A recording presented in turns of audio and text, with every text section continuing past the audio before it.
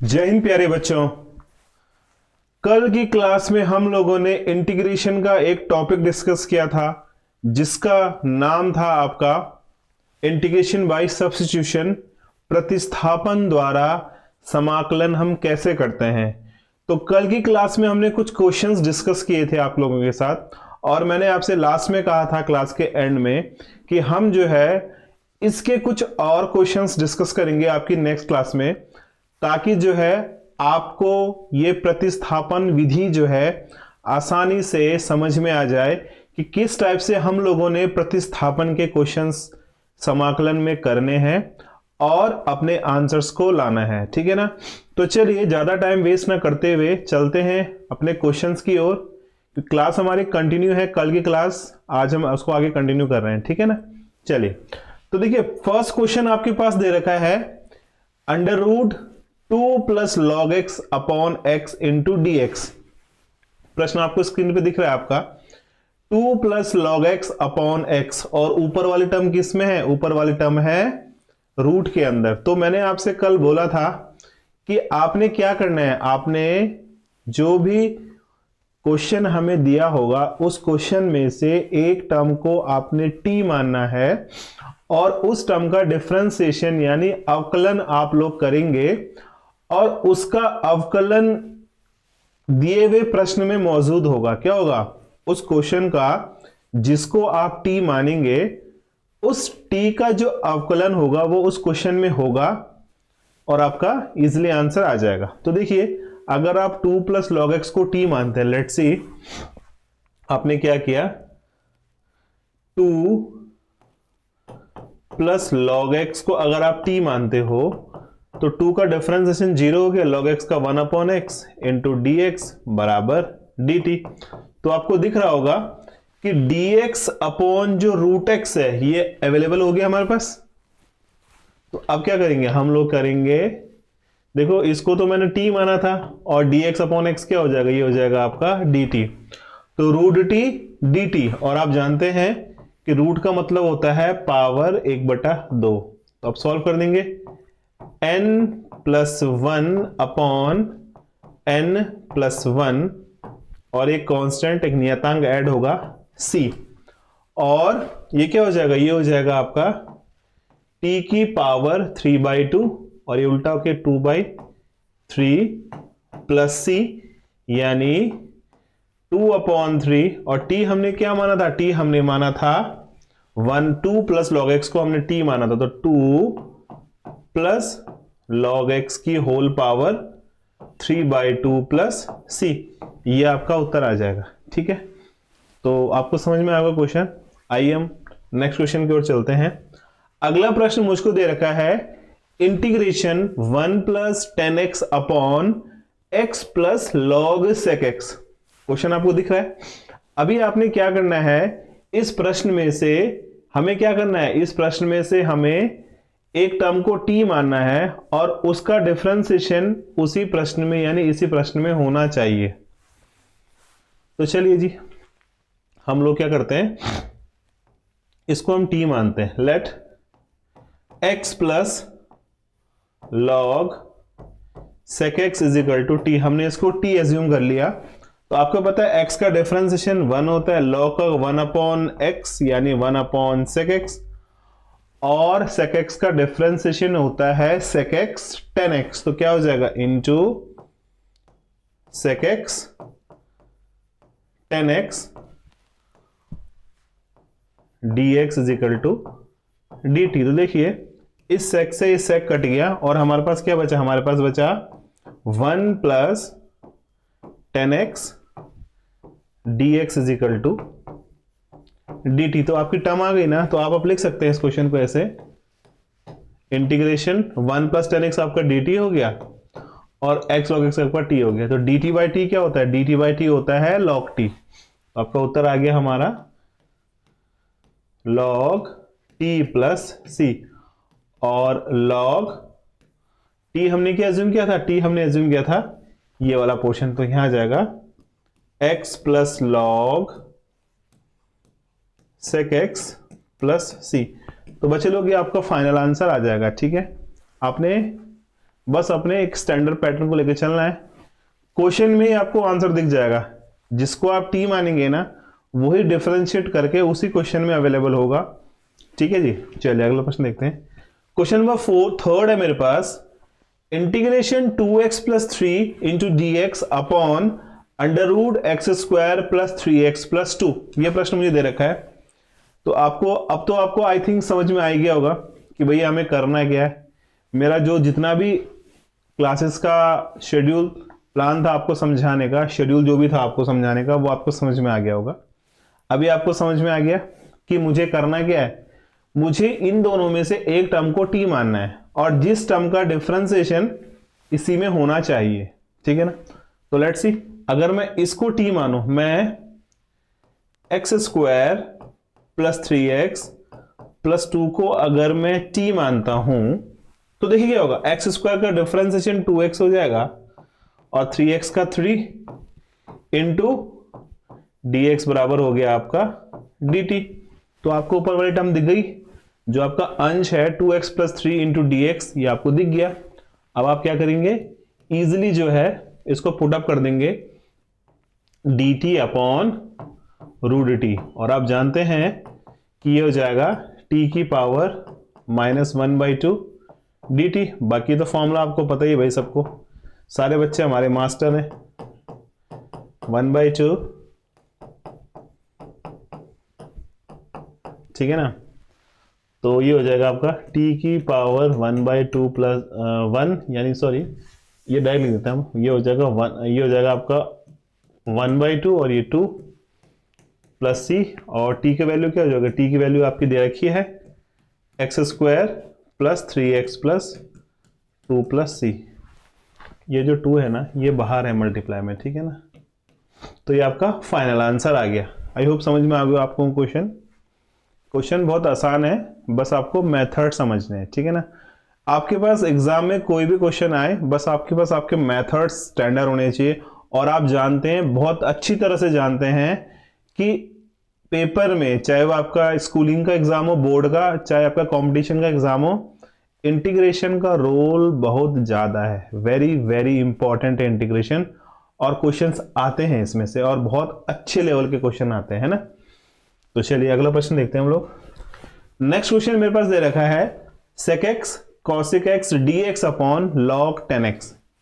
अब आप क्वेश्चन को देखो, sec x cosec x dx upon log 10x। अब आप क्या करेंगे इस क्वेश्चन में, आई होप आपको पता चल गया होगा। आपने क्या करना है, ये जो पोर्शन है ना इसको t मान लेंगे। लेट्स सी log 10x बराबर t, आपने इसको t मान लिया, और 10 log का हो गया 1/x, यानी 1/10x, और 10 का क्या होता है, 10 का होता है sec square x into d x बराबर dt। समझ में आया। अब देखो हमें बनाना है sec x into cosec x, तो ऑब्वियस सी बात है इसको हमें ब्रेक करना पड़ेगा, तो इसको हम यहां ले चलते हैं। तो देखो sec स्क्वायर x को हम तो लिख लेते हैं एक बार, sec x into sec x, क्योंकि देखो इसको हटा दो यहाँ पे, क्योंकि हमें ना एक sec x तो चाहिए, तो एक sec x तो यहाँ फिट हो गया। 10x क्या होता है, 10x आपको पता है, 10x होता है आपका 10x हो गया आपका sin x upon cos x, ये आपका 10x होता है ना, इज इक्वल टू dt है। ठीक है। अब देखिए ये हो जाएगा, कितना हो जाएगा, थोड़ा देखो इसको, 1/10x sec स्क्वायर x को हमने तोड़ दिया sec x into sec x में, और 10 को तोड़ दिया हमने sin अपॉन cos में। ठीक है ना, sin अपॉन cos में हमने 10 को तोड़ दिया। ठीक है। और आपको पता है कि जो sec x होता है ना, ये वाला, ये 1/cos x तो होगा ना, 1/cos x into sec x, ये ऐसे ही रहा, अपॉन sin x ये था, और ये अपॉन cos x ये ऐसे ही था, है ना, इंटू dx बराबर dt। पूरा एक्सप्लेन कर रहा हूं मैं आपको, ट्रिग्नोमेट्री में कुछ बच्चों को प्रॉब्लम हो सकती है, तो मैं पूरा एक्सप्लेन कर रहा हूं। ठीक है ना। तो देखो cos से cos कट गया, और आपको पता है sec x तो ये ऑलरेडी ऊपर था ही था, 1 अपॉन साइन क्या होता है, 1 अपॉन साइन होता है cosec x into d x बराबर डी टी। आपको समझ में आई कहानी। मैंने क्या किया, इस प्रश्न को सिंपल ट्रिग्नोमेट्रिक यानी त्रिकोणमितीय फॉर्म में हमने इसको ट्रिग्नोमेट्रिक फॉर्म में हमने इसको ब्रेक कर दिया, सिंपल फॉर्म में ब्रेक कर दिया और आपको मिल गया क्या, आपको मिला है, देखिए ये हो जाएगा आपका sec x dt upon T, क्या हो जाएगा dt अपॉन टी, और dt अपॉन टी क्या होता है log t होता है ना, और t का वैल्यू क्या होगा, t का वैल्यू आ जाएगा आपका दिस वन। तो बच्चे लोग आपका आंसर क्या आएगा, आपका आंसर आ रहा है final answer log 10x plus c, ये आपका फाइनल उत्तर है। समझ में आया आपको।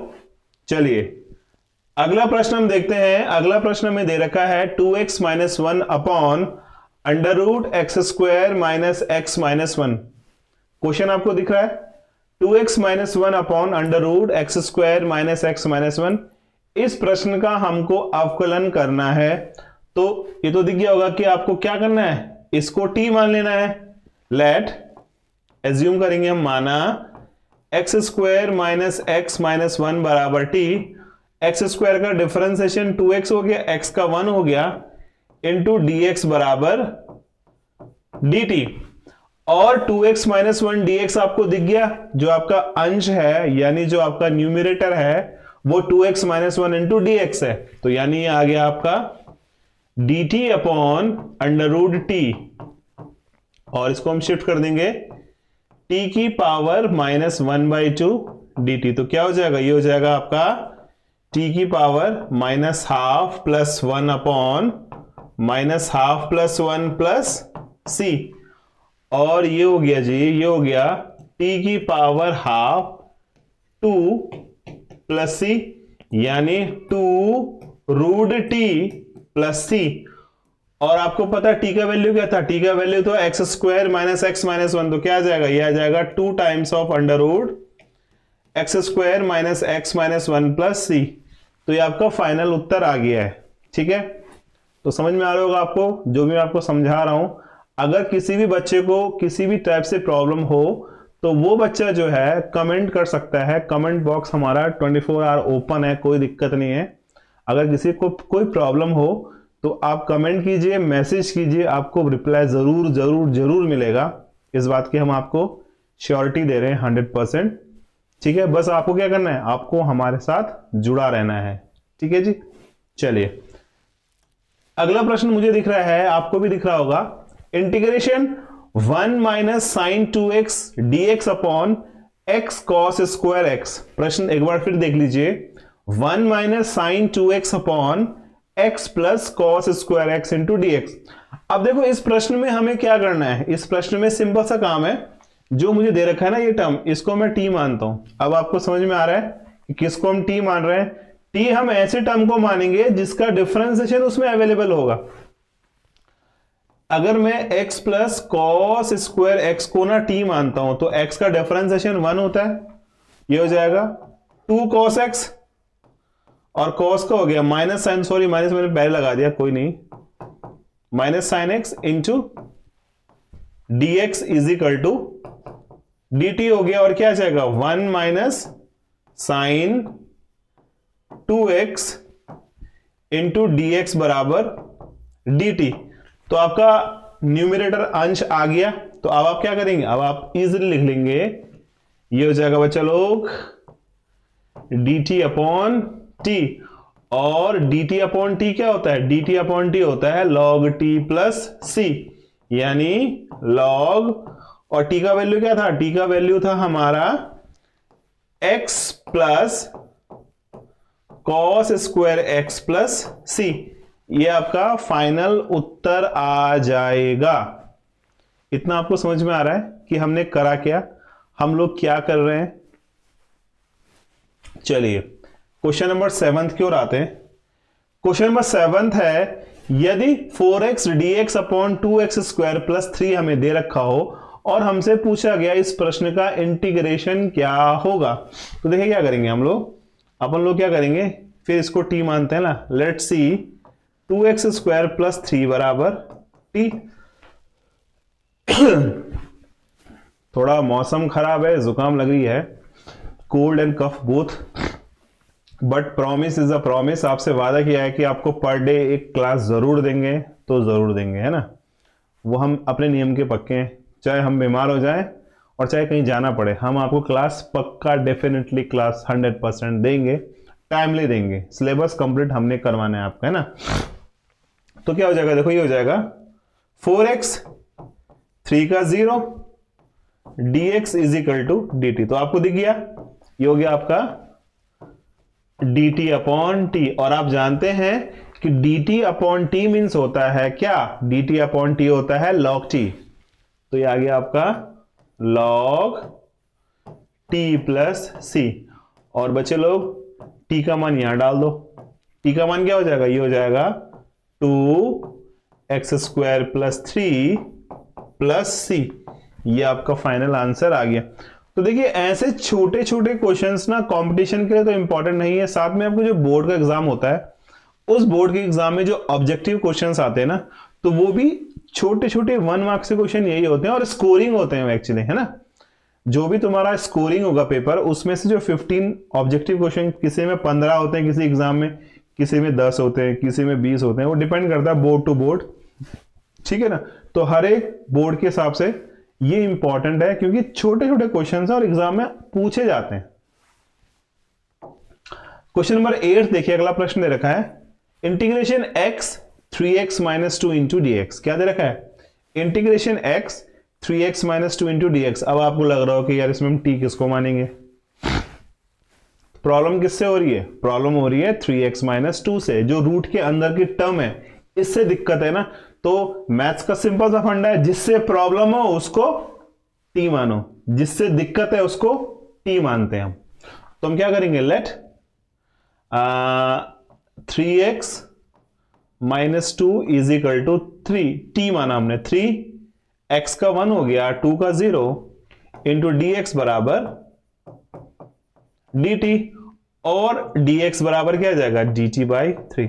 अभी आप सोच रहे होंगे सर कि यार dx की वैल्यू dt बाई 3 तो आ गया, बट ये x तो आया ही नहीं, और आपने बोला था कि डिफरेंशिएशन जिसको हम t मानेंगे उसका डिफरेंशिएशन उस क्वेश्चन में होना चाहिए। dx तक तो ठीक है, लेकिन x कहां है।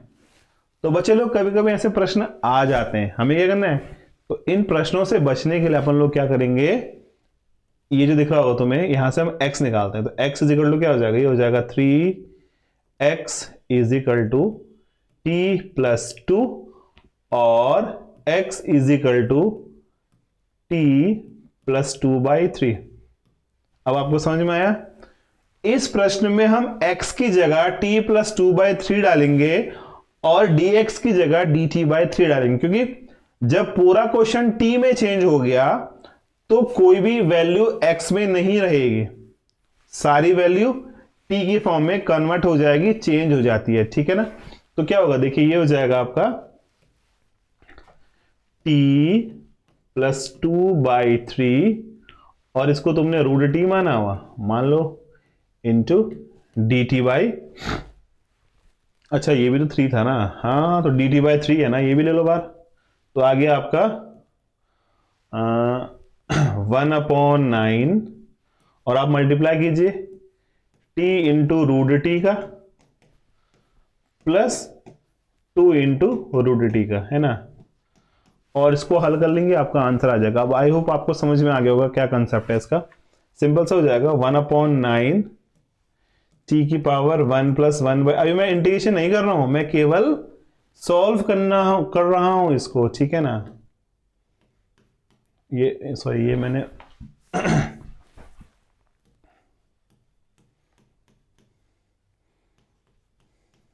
बाकी आप इसको सॉल्व कर सकते हैं, कमेंट करके आंसर जरूर बताना है इसका कि आंसर कितना आ रहा है, ठीक है ना। आई होप आप लोग x की पावर n का इंटीग्रेशन जानते होंगे। x की पावर n का फॉर्मूला क्या होता है, x की power n plus 1 upon n plus 1। आप सॉल्व कर लीजिएगा, आंसर मुझे कमेंट कर देना भाई, ठीक है ना। इतना मैं आपको छोड़ सकता हूं, क्योंकि मुझे आप पे विश्वास है कि आप आंसर मुझे दोगे ही दोगे, ठीक है। आइए क्वेश्चन नंबर 9 देखिए। क्वेश्चन नंबर 9 हमको दे रखा है 2x plus 4 under root x square plus 4x plus 3। आइए फटाफट इस क्वेश्चन को करते हैं। देखो इस प्रश्न में क्या है, इस प्रश्न में ना इसको टी मानते हैं ना, लेट माना x square plus 4x plus 3 is equal to t हमको दे रखा है ना।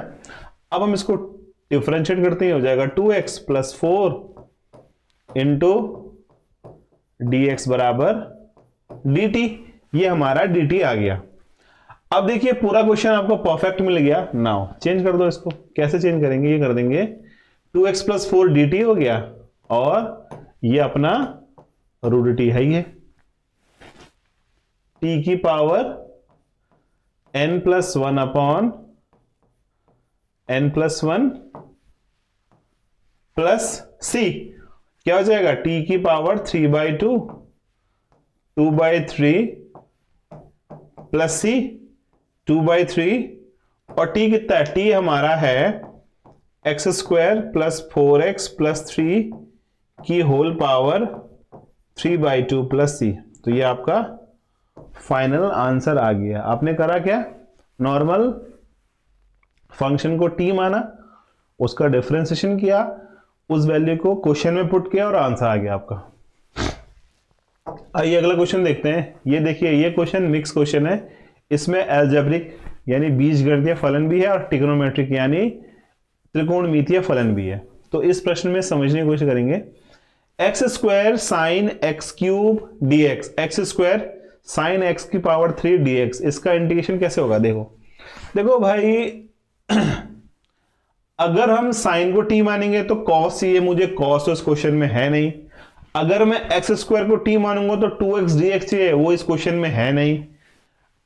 अब मैं क्या करूंगा, ऑब्वियसली बात है कि मैंने अभी क्या बोला था, मैंने आपसे बोला था कि हमें उस टर्म को टी मानना है जो डिफरेंशिएट अवकलन करके उसी क्वेश्चन में अवेलेबल हो। तो देखिए अगर आप इसको ना इस x, केवल इस एक्स क्यूब को टी मानते हैं, लेट एक्स क्यूब बराबर टी, तो उसका हो जाएगा 3x स्क्वायर डी एक्स बराबर डी टी और एक्स स्क्वायर डी एक्स बराबर डी टी बाई 3। तो देखो हमारे पास एक्स स्क्वायर डी एक्स भी है क्वेश्चन में, तो ठीक है जी ना, हो तो गया। फिर अब क्या पंगा लेना हमने। देखो साइन ये रहा, एक्स क्यूब को तुमने टी माना था और x square D x D T by 3 आ गया। ये 1/3 हम बाहर ले लेते हैं उठा के, तो क्या आएगा, ये आएगा आपका 1/3 साइन डी का इंटीग्रेशन होता है माइनस कॉस टी प्लस सी माइनस 1/3 कॉस, और टी का वैल्यू क्या था, टी का वैल्यू था हमारा एक्स क्यूब प्लस सी। तो बच्चे लोग ये हमारा लास्ट क्वेश्चन था आज की क्लास का। तो आई होप आपको प्रतिस्थापन द्वारा समाकलन समझ में आ गया होगा, बहुत अच्छी तरह से समझ में आ गया होगा, क्योंकि मैंने आपको ना बहुत से क्वेश्चंस करवा दिए। अराउंड 20 क्वेश्चंस हमने आ रहे हो गए हैं और हर एक टाइप के क्वेश्चंस हो गए हैं, ठीक है ना, हर एक टाइप के क्वेश्चंस हमारे हो चुके हैं। तो अभी आपने क्या करना है, अभी आपके पास जो बोर्ड की जो प्रीवियस क्वेश्चंस हैं या आपके जो कंपटीशन के जो क्वेश्चंस हैं, आप उनको देखिए। प्रतिस्थापन द्वारा कितने प्रश्न आपके हल हो सकते हैं आप उनको कीजिए, ठीक है ना। और मैं आपको एक सरप्राइज और दूंगा, आने वाले 2-4 दिन के अंदर हम लोग ना कमिंग डेज में इंटीग्रेशन का एक परफेक्ट क्लास लेके आएंगे, जिसमें हम टोटल कॉम्पिटिशंस के लिए ओनली शॉर्ट ट्रिक्स पे डिस्कस करेंगे कि अगर हमारे पास कोई क्वेश्चन आता है तो हम उस क्वेश्चन को शॉर्ट लॉजिक से कैसे सॉल्व कर सकते हैं। बट वो हम तभी सॉल्व कर पाएंगे, तभी पॉसिबल हो पाएगा जब हम लोग इंटीग्रेशन के, समाकलन के सारे मेथड्स सॉल्व कर लेंगे। अदरवाइज हम लोग कंफ्यूज रहेंगे कि यार इस क्वेश्चन को हम अपने स्टैंडर्ड मेथड से करें या शॉर्टकट से करें, क्योंकि आपको दोनों मेथड आने बहुत जरूरी है ना। क्योंकि बोर्ड का जो बच्चा होगा वो अपना स्टैंडर्ड मेथड यूज करेगा, कंपटीशन का जो बच्चा होगा वो अपना शॉर्टकट यूज करेगा, है ना।